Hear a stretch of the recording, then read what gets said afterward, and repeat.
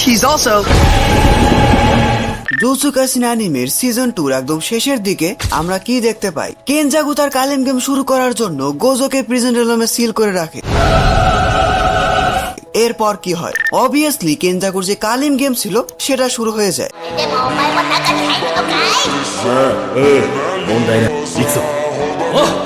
আজকে ভিডিওতে তোমরা জুজুৎসু কাইসেন অ্যানিমের সিজন 3 কমপ্লিট রিক্যাপ পেয়ে যাবে। সিজন 1, সিজন 2 এবং জুজুৎসু কাইসেন মুভি 0 সেটার ডিটেলস ভিডিও তোমরা এখানেই পেয়ে যাবে। শুধু তাই নয়, তোমাদের যদি ভালো রেসপন্স পায় তাহলে আমি সিজন 4 এবং সিজন 5ও নিয়ে আসবো। যে যাকে মজুলো বলো বা মডুলো বলো সেটা নিয়েও ভিডিও আসবে। So, don't skip. The Honored One, Golden Eraর strongest sorcerer Gojo Satoru prison realm seal হয়ে বসে আছে। ইউজির অবস্থা এখন অনেক বেশি খারাপ। শিবুয়া ডিজাস্টারের পর ইতাতোরি সময় কাটছে কার স্প্রিটদের এক্সিকিউট করার জন্য। বুঝতে পারছো পুরো টোকিও শহরে এখন কার স্প্রিট আর কার স্প্রিট। ইউজির সামনে এখন যে কার স্প্রিট আসছে ইউজি সেটাকে এক্সিকিউট করছে। হুট করে ইউজি খেয়াল করে যে সে একটা পাওয়ারফুল কার্সকে এক্সিকিউট করার আগেই সেটা ডিস্ট্রয় হয়ে গেছে, আর এটাকে এক্সিকিউট করেছে ইউটা। ইয়েস, ইউটা এখন ইউজির পিছনে। কেন?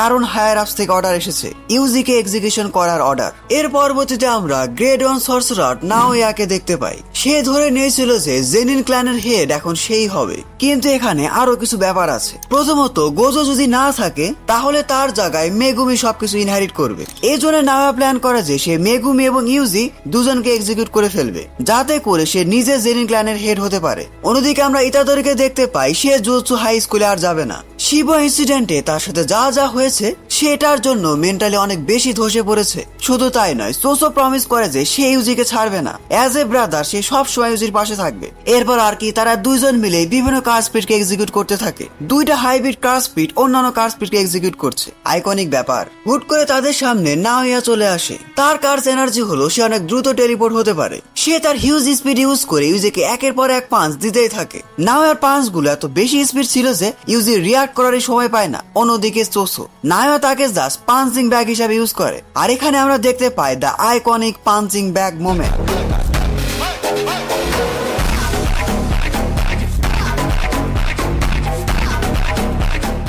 হুট করে তাদের ফাইটিং এর মাঝখানে ইউটা চলে আসে। ইউটার যে কার্স এনার্জি সেটা পুরো জায়গা জুড়ে ফ্লো হতে থাকে। অবস্থা খারাপ বুঝে সোসো ইউজিকে বলে যে এখান থেকে পালিয়ে যেতে, কিন্তু বুঝতেই পারছো আমরা ইউটাকে নিয়ে কথা বলছি। ইউজি পালাতে থাকলেও ইউটা তাকে ধরে ফেলে। ইউটার যে কার্স এনার্জি সেটা দেখে ইউজির অবস্থা খারাপ হয়ে যায়। জাস্ট ডিফারেন্সটা দেখো একবার। এরপর আর কি সময় নষ্ট না করে ইউটা ইউজিকে মেরে ফেলে। সুগুনা কিন্তু এই সব কিছুই দেখছিল, কিন্তু সে সিদ্ধান্ত নেয় যে সে কোন রকম ইন্টারাপ্ট করবে না। অন্যদিকে চোসো ফাইট করছিল নাওয়ার সাথে।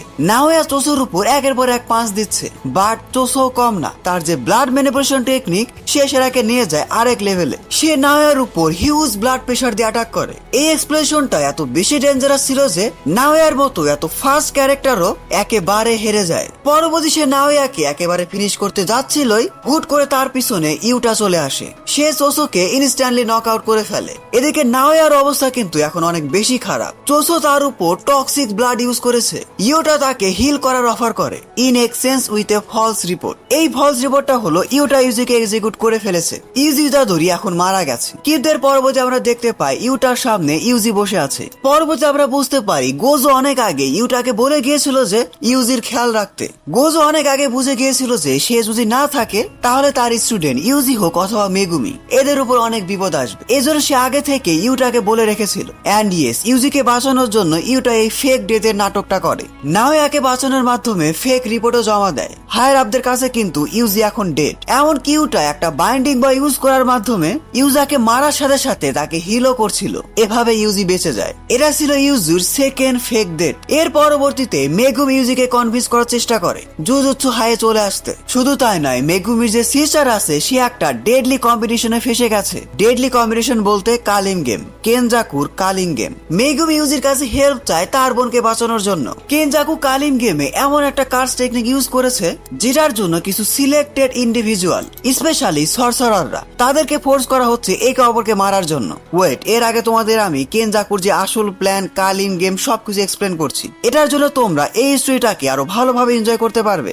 সবার আগে তোমাদের ভেসেলের কনসেপ্টটা বুঝতে হবে। যে জায়গাতে তোমরা স্টার প্লাজমা ভেসেল দেখছো, দেখো নাই? অবশ্যই দেখছো। রিকো আমানাই সেই ছিল প্রেজেন্ট জেনারেশনের স্টার প্লাজমা ভেসেল। রিকা কিন্তু কোনো রিইনকার্নেশন ছিল না। রিকার কাজ ছিল টেনগেনের সাথে মার্জ হওয়া, মানে ওইভাবে না, অন্যভাবে মার্জ হওয়া। টেনগেনের সাথে মার্জ হওয়ার জন্য একটা স্পেসিফিক জিন লাগবে, যেটা শুধুমাত্র রিকার কাছেই ছিল। এজন্য রিকা স্পেশাল, এজন্য তাকে নিয়ে এত সব কাহিনী হয়েছিল। এই যে টেনগেনের ইমর্টালিটি, এটার কিন্তু একটা সাইড ইফেক্টও আছে। ইমর্টালিটির জন্য সে কোনো এজড হয় না, কিন্তু কিছু বছর পর পর তার বডি ইভলভ হতে শুরু করে। এজন্যই টেনগেন যদি স্টার প্লাজমা ভেসেলের সাথে মার্জ না হয়, তাহলে সে একটা কার স্পিড অথবা মনস্টার হয়ে যাবে। কিন্তু ভাই টেনগেন এত ইম্পর্টেন্ট কেন? ওর ইমর্টালিটি কেন ঠেকাতে হবে?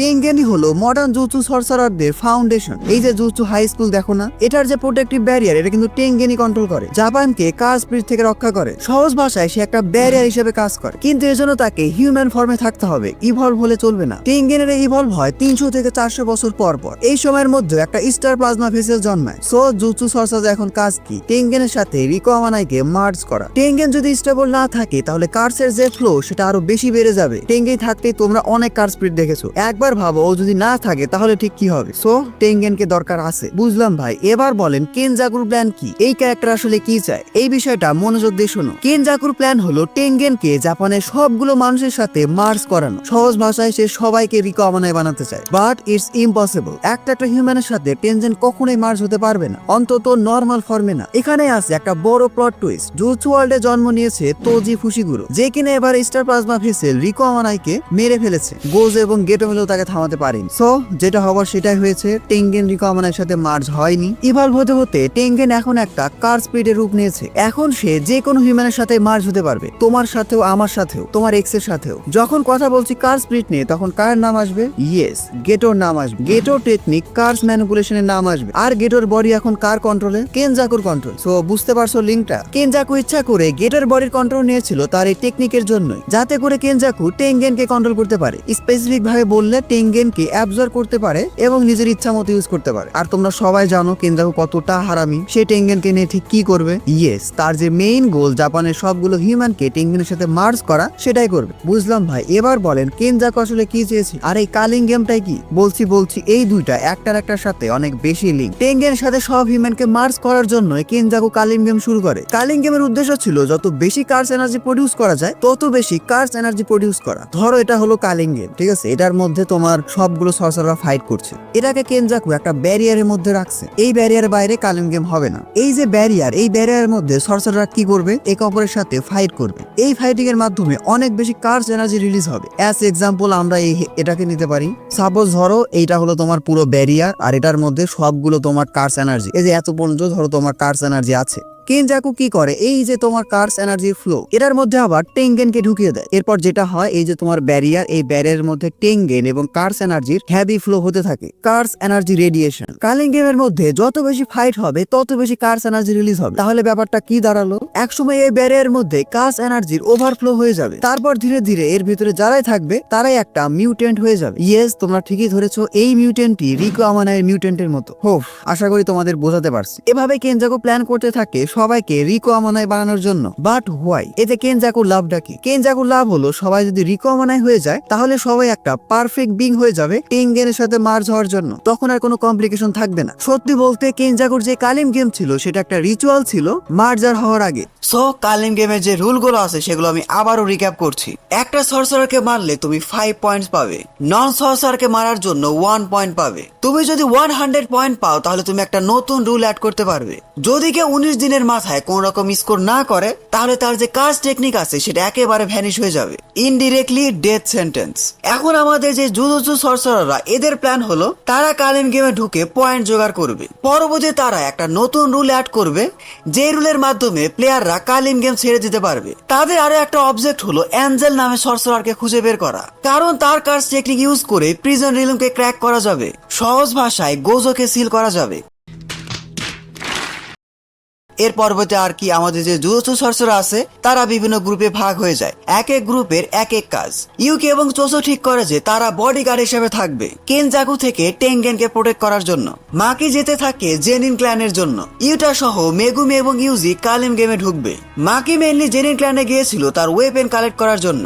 এটার জন্য তাকে ফাইট করতে হবে তার নিজেরই বাবার সাথে। মাকি সহ তার বোন মাই সহজেই হেরে যায়। তাদের বাবা তাদের দুজনকে কার্সপ্রিডের ফুড হিসাবে আলাদা একটা চেম্বারে বন্দি করে রাখে। মাকির যমজ বোন মাই বুঝে ফেলেছিল সে সার্ভাইভ করবে না, এজন্য সে তার সবগুলো কার্স এনার্জি মাকির উপর ট্রান্সফার করে দেয়। নিজেকে স্যাক্রিফাইস করে দিয়ে মাকির যে হেভেনলি রেস্ট্রিকশন সেটাকে কমপ্লিট করে দেয়। মাকি এখন আগের থেকে অনেক বেশি পাওয়ারফুল হয়ে গেছে, অনেকটা তোজি ফুশিগুরোর মতো। মাকি সবার আগে তার বাবাকে মেরে ফেলে। পরবর্তী সেই ইতাচির মতো পুরো জেনিন ক্ল্যানকে এক্সিকিউট করে ফেলে। একের পর এক সর্সারারদের এমন ভাবে মেরে ফেলেছে যেন তারা মাকির সামনে কিছুই না। শুধু তাই নয়, তাকে আটকানোর জন্য জেনিন ক্ল্যানের পাওয়ারফুল মেম্বাররা আসে। এদের মধ্যে নাওয়া ছিল। সে নাওয়ার অবস্থা অনেক বেশি খারাপ করে ফেলে। এখানে আমরা দেখতে পাই সেই সিঙ্গেল অরা মোমেন্ট। নাওয়া পালানোর চেষ্টা করলে মাকির যে মা আছে সে তাকে মেরে ফেলে, কিন্তু পরবর্তীতে যখন মাকি তার মায়ের সাথে দেখা করে মাকি তার মাকেও মেরে ফেলে। পরবর্তীতে মাকি জেনিন ক্ল্যান থেকে বের হয়ে যায়। অন্যদিকে আমরা দেখতে পাই প্রিন্সিপাল ইয়াগার ডেথ সেন্টেন্স হয়ে আছে। কারা দিয়েছে? ইয়েস, হায়ার আপসরা দিয়েছে। কেন? গোজো এবং গেটোকে কন্ট্রোল না করতে পারার জন্য। এমনকি তাকে এক্সিকিউট করার জন্য গাকুগানজিকেও পাঠানো হয়। পরবর্তীতে আমরা দেখতে পাই তার অবস্থা এখন অনেক বেশি খারাপ। তাকে বাঁচানোর জন্য পান্ডা চলে আসে, কিন্তু ততক্ষণে অনেক বেশি দেরি হয়ে গেছে। পান্ডা কিন্তু এখানে গাকুগানজিকে অ্যাটাক করে না। সে বুঝতে পারে গাকুগানজি মেইন না, মেইন দোষ হলো হায়ার আপসের। সত্যি বলতে পান্ডার এই ম্যাচুরিটিটা আমার অনেক ভালো লেগেছে। এর পরবর্তীতে আমরা ইউজি এবং মেগুমিকে দেখতে পাই হাকারির খোঁজে। হাকারি হলো একটা সাসপেন্ডেড থার্ড ইয়ার। সে সর্সারারদের নিয়ে একটা সিক্রেট ফাইট ক্লাব চালায়। ইউজি সেখানে যায় ছদ্মবেশে। এমনকি ইউজি এখানে পান্ডার সাথে একটা ফেক ম্যাচও খেলে। পরবর্তীতে আমরা দেখতে পাই হাকারি ইউজিকে ইনভাইট করে, কিন্তু সে ইউজিকে ধরে ফেলে। এখানে কিন্তু আমরা হাকারির পার্টনার কিরারাকেও দেখতে পাই। সে ফাইট করছিল মেগুমির সাথে। পরবর্তীতে আমরা হাকারি এবং ইউজির একটা ব্যাটেল দেখতে পাই। অনেক মার খাওয়ার পরও ইউজি হাকারির কাছে হেল্প চায়। হাকারি ইউজির হুইল পাওয়ার দেখে অনেক বেশি শকড হয়ে যায়। পরবর্তীতে হাকারি ঠিক করে যে সে ইউজিদের হেল্প করবে, তবে সে একটা ডিলেও চলে আসে। খাতা কলমে ধরতে গেলে মেগুমি কিন্তু এখন জেনিন ক্ল্যানের হেড। মেগুমি হাকারিকে জেনিন ক্ল্যানের যে ব্যাকআপ আছে সেটা অফার করে। ব্যাস, হাকারির আর কি লাগে? জেনিন ক্ল্যানের কাছে টাকা পয়সা এবং পাওয়ার দুটাই আছে। হাকারি কিন্তু জানে না জেনিন ক্ল্যানের এক্সিস্টেন্স নিয়ে অনেক প্রশ্ন আছে। হোয়াট এভার, আমরা মেইন কাহিনীতে চলে আসি। পরবর্তীতে আমরা কালিন গেমের যে হোস্ট আছে কোগানেকে দেখতে পাই। সে হুট করে রুল নাম্বার 8 বলতে শুরু করে। কালিন গেমের যত প্লেয়ার আছে তাদের যে পয়েন্টস এবং লোকেশন সেটা সবাই দেখতে পারবে। এটা অ্যাড করেছে একটা এনশিয়েন্ট রিইনকার্নেট সর্সারার কাশিমো হাজিমে। তার মেইন গোল হলো সুকুনার সাথে ব্যাটেল করা। মডার্ন এরার উইক অপোনেন্ট দেখে সে অনেক বেশি ফ্রাস্ট্রেটেড। এদিকে আমাদের ইউজি ইতাদোরি টোকিও ব্যারিয়ারে ঢুকে গেছে। এখানে তার সাথে ক্লাশ হয় হাবার সাথে। এমন একটা সর্সারার যে কিনা তার হেডকে ফ্যান হিসাবে ইউজ করতে পারে। ইউজি হাবাকে একটা সিঙ্গেল পাঞ্চ দিয়ে হারিয়ে দেয়। অন্যদিকে আমরা মেগুমিকে দেখতে পাই অনেক বড় ট্র্যাপে। রেজি নামে একটা অ্যানশিয়েন্ট সর্সারার তাকে ট্র্যাপে ফেলে দেয়। তার কাছে একটা উইয়ার্ড পাওয়ার আছে। সে যে কোনো রিসিভ, কন্ট্রাক্ট, টিকিট এগুলোকে বার্ন করে বিভিন্ন ফিজিক্যাল অবজেক্ট, ওয়েপের এমনকি অ্যাবস্ট্রাক্টও ম্যানিফেস্ট করতে পারে। এই জন্য তার ক্যারেক্টার ডিজাইনটাই এমন, চারপাশে শুধু রিসিপ্ট আর রিসিপ্ট। এর পরবর্তীতে আমরা ইউজিকে দেখতে পাই একটা থিয়েটারে উইথ হিগুরোমা হিরোমি। এমন একটা লয়ার যে কিনা মাত্র 12 দিনের মাথায় 102 পয়েন্টস পেয়েছে। হিগুরোমা তার ডোমেইন অ্যাক্টিভেট করে। এটার মধ্যে আছে ডেডলি সেন্টেন্সিং, একটা সুপার ন্যাচারাল কোর্ট রুম। এখানে কিন্তু যে কোনো ফিজিক্যাল ভায়োলেন্স ব্যান। সে তার কোর্ট রুমে ইউজিকে গিল্টি প্রমাণ করে। এটার জন্য ইউজি তার কার্স এনার্জিকে হারিয়ে ফেলে। পরবর্তী হিগুরামা একটা বড় সড়ো হ্যামার দিয়ে ইউজির উপর অ্যাটাক করে। পরবর্তী ইউজি শিবুয়া ম্যাসাকারের জন্য একটা রিট্রায়ালের আপিল করে। ইউজি কনফেস করার পর ডোমেইন থেকে তাকে ডেথ সেন্টেন্স দেওয়া হয়। বুঝতে পারছি হিগুরোমার যে কার্স টেকনিক, ডোমেইন এক্সপেনশন সবকিছু অনেক টাফ, একটু ক্রিটিক্যাল। খুব দ্রুতই আমি ডোমেইন এক্সপেনশনের ভিডিও নিয়ে আসবো। সেখানে হিগুরামার এই ডোমেইনটা আমি খুব ভালোভাবে এক্সপ্লেন করবো। আপাতত স্টোরিটা শুনতে থাকো। পরবর্তী হিগুরামা ইউজির আসল সত্য জানতে পারে। শিবা ইনসিডেন্টের সময় আসলে সুকুনা তার কন্ট্রোলে ছিল। ইউজি নয়, সুকুনাই সবকিছু করেছে। অ্যান্ড ইয়েস, এই গিল্টি থেকে ইউজি হিগুরামাকে হারিয়ে দেয়। পরবর্তীতে আর কি আমাদের যে লয়ার আছে সে ইউজিকে নট গিল্টি ঘোষণা করে দেয়। ইউজি এখানে কোনো মতো বেঁচে যায়। পরবর্তীতে হিগুরামা রুল 10 অ্যাড করে যে একটা প্লেয়ার অন্য প্লেয়ারকে তার সবগুলো পয়েন্ট ট্রান্সফার করে দিতে পারবে। পরবর্তীতে সেই প্লেয়ার সেই গেম থেকে বের হয়ে যেতে পারবে। অন্যদিকে মেগুমির অবস্থা অনেক বেশি খারাপ। মেগুমি এতক্ষণে হোল্ড ব্যাক করছিল, কিন্তু যখনই সে কোকেনেই থেকে ইউজির নতুন রুল জানতে পারে তখন সে আর হোল্ড ব্যাক করে না। সে সাথে সাথে রেজির একটা এলাকে ডিস্ট্রয় করে দেয়। পরবর্তীতে মেগুমি তার ইনকমপ্লিট ডোমেইন অ্যাক্টিভেট করে। অন্যদিকে রেজি সেও কিন্তু কম পাওয়ারফুল ছিল না। তাদের দুজনের মধ্যে বেশ ভালোই সিরিয়াস ফাইট হচ্ছিল।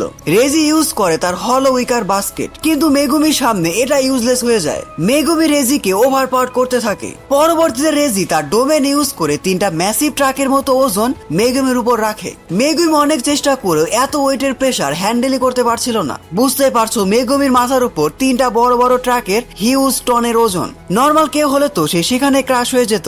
মেগুমি চালাকি করে তার সম্পূর্ণ বডিতে কার্স এনার্জি ফ্লো করাতে থাকে, যাতে করে ওয়েটের যে ইম্প্যাক্টটা সেটা কিছুটা কম হয়। পরবর্তীতে মেগুমি সুযোগ বুঝে একটা হিউজ এলিফেন্টকে সামান করে। এই এলিফেন্টের অ্যাটাকে রেজির অবস্থা খারাপ হয়ে যায়। বাট গেস হোয়াট, রেজি তারপরে হার মানে না। পরবর্তীতে তাদের মধ্যে আমরা একটা broken hand to hand combat battle দেখতে পাই। কেউ কারো থেকে কম যাচ্ছিল না, কিন্তু বুঝতেই পারছো মেগুমি হলো গোজোর স্টুডেন্ট। লার্জ যে ব্লোটা সেটা মেগুমি দেয়। পরবর্তীতে আমাদের দেখানো হয় তাকাবা ফুমিহিকো, 35 বছরের একটা সাধারণ কমেডিয়ান। মানো আর না মানো এর কাছে কিন্তু গোজোর লেভেলের পাওয়ার আছে। ইয়েস, সেটা নিজেও জানে না। তার অ্যাবিলিটি হলো সে যেটাকে ফানি ভাববে সেটাই রিয়ালিটি হয়ে যাবে। ইয়েস, তার অ্যাবিলিটিটা এতটাই ব্রোকেন। অ্যাজ এক্সাম্পল ধরো সে ভাবলো সুকুনা মারা গেছে, অ্যান্ড ইয়েস সুকুনা আসলেই মারা যাবে। তবে হ্যাঁ, তার কাছে এটা ফানি লাগতে হবে। মজার বিষয় হলো তার কাছে যে এই অ্যাবিলিটি আছে সেটা জানেই না। এবার আমরা দেখতে পাই বহুল প্রতীক্ষিত দ্য অ্যাঞ্জেল। তাকে আমরা দেখতে পাই মেগুমির কোল্যাপস বডির সামনে। বাট গেস হোয়াট, আমাদের কালিং গেমের মধ্যে ইউটা ঢুকে পড়েছে এবং বুঝতে পারছো ইউটা যেখানে আছে অরা ফার্মিং তো হবেই। ইউটার সামনে ছিল billions of curse cockroach. Yes, তেলাপোকা, যেটা দেখে মেয়েরা ভয় পায়। বাঘ সিংহ দেখে ভয় পাবে না, তেলাপোকা দেখে যতটা ভয় পাবে। এই ককরোচ গুলো সিভিলিয়ানদের উপরে অ্যাটাক করে দিয়েছিল। তাদেরকে বাঁচানোর জন্য ইউটা ব্যাটেল করে ককরোচ স্পিরিটের সাথে। একদম শুরুতে ইউটা একটু স্ট্রাগল করছিল, কিন্তু পরবর্তী সে চালাকি করে সেই ককরোচটাকে হারিয়ে দেয়। মানো আর না মানো ইউটা রিয়ালি এই ককরোচ কাস্পিরিটকে কিস করে, অন্যরকম কিস। আই ওয়ান্ডার রিকা কি ভাবছে। যাই হোক, এই কিসের মাধ্যমে ইউটা মেইনলি তার যে রিভার্স কার্স এনার্জি সেটা ইউজ করেছিল। যখন Yuta reverse curse energy cockroach কাস্পিরিটের মধ্যে ঢুকে যায়, সে সাথে সাথে ব্লাস্ট হয়ে যায়। বাট ওয়েট, এখানে শেষ নয়। ইউটার সামনে এখন তিনটা পাওয়ারফুল অপোনেন্টস সবাই মিলে একসাথে ইউটার উপর অ্যাটাক করে দেয়। তিনজনে কিন্তু অনেক পাওয়ারফুল। প্রথমে আসে তাকাকো, তারপর আসে রিও। এরা দুজন মিলে ইউটার উপর একের পর এক অ্যাটাক করতেই থাকে। একদম শুরুর দিকে ইউটা এদের সামনে টিকতেই পারছিল না। পরবর্তী উপায় না পেয়ে ইউটা তার রিং ইউজ করে রিকাকে ফুললি ম্যানিফেস্ট করে। অ্যান্ড ইয়েস, ইউটা এখন কপি টেকনিক ইউজ করবে। ইউটার কাছে আছে 5 মিনিটস। সে তাকাকোকে একদম ফ্রিজ করে দেয় ইনুমাকি টেকনিক ইউজ করে। শুধু তাই নয়, ইউটা রিওর উপর একটা বড় সড়ো স্ল্যাশ অ্যাটাক করে। রিও ইউটার উপর একের পর এক ব্লাস্ট করতেই আছে। পরবর্তী আমরা দেখতে পাই এরা তিনজনই তাদের ডোমেন এক্সপেনশন খুলে ফেলে। ইউটার সামনে এখন দুইটা পাওয়ারফুল ডোমেন। শুধু তাই নয়, ইউটা অনেক আগে যে ককরোচ কার্সপিটকে মেরে ফেলেছিল সেও আবার ব্যাক চলে আসে ইভলভ হয়ে। ইউটার সামনে এখন তিনটা পাওয়ারফুল অপোনেন্টস। পরবর্তী ইউটা রিকার হেল্প নিয়ে তাকাকোর যে হ্যান্ড আছে সেটাকে খেয়ে ফেলে। হুট করে কে ভেবে রিও তাকাকোকে ডিস্ট্রয় করে দেয়। অন্যদিকে ইউটা সেই ককরোচ কার্সপিটকে আবারও মেরে ফেলে। রিও এবার সিরিয়াস হয়ে তার ফাইনাল অ্যাটাক করে। এখানে একটা মজার জিনিস হয়, ইউটা তাকাকোর যে টেকনিক সেটা কপি করে ফেলে। তাকাকোর যে টেকনিক স্পেসে কন্ট্রোল করা সেটাকে কপি করে ফেলে। তোমাদের হয়তো খেয়াল আছে রিকা কিন্তু তাকাকোর হাতকে কনজিউম করে ফেলেছিল। তাকাকোর অ্যাবিলিটি ইউজ করে ইউটা রিওর যে ডিভাস্টিং অ্যাটাক ছিল সেটাকে ডিফ্লেক্ট করে দেয়। পরবর্তীতে আর কি ইউটা এবং রিকা মিলে রিওর অবস্থা খারাপ করে ফেলে। হুট করে রিও খেয়াল করে যে তার যে অ্যাটাক সেটা তার গায়ে লাগছে। ইয়েস, রিও এতটাই পাওয়ারফুল ছিল যে তার অ্যাটাক দিয়ে তাকে মারতে হতো। সে ইউটাকে মারার জন্য যে ফাইনাল অ্যাটাক রেডি করেছিল সেই অ্যাটাক দিয়ে তাকে মেরে ফেলা হলো। This is the battle IQ of Yuta. এই জন্য ইউটাকে আমার এত বেশি ভালো লাগে। কিন্তু খুবই অবাক করার বিষয় হলো রিও মারা যাওয়ার সময়ও অনেক বেশি স্যাটিসফাইড ছিল। সে উল্টা ইউটাকে থ্যাঙ্কস জানায়। তার যে 1000 বছরের ক্ষুধা ছিল সেটাকে শেষ করার জন্য থ্যাঙ্কস জানায়। পরবর্তী আমরা ইউটাকে দেখতে পাই উইথ 190 পয়েন্টস।